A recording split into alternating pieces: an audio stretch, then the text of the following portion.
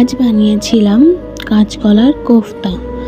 প্রথমে ছোট ছোট করে কলাগুলো কেটে নিতে হবে, তারপরে ভালো করে ধুয়ে নিয়ে সিদ্ধ করে নিতে হবে।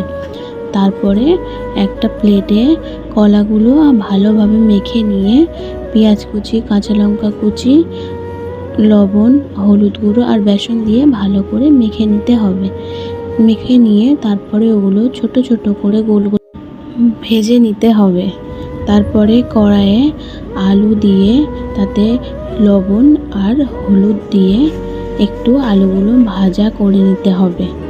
আলুগুলো ভাজা হয়ে গেলে ওই কড়াইয়ে আবার পেঁয়াজ কুচি দিয়ে পেঁয়াজ কুচিটা লাল লাল হয়ে এলে লবণ দিয়ে আর একটু ভালো করে লাল করে নিতে হবে।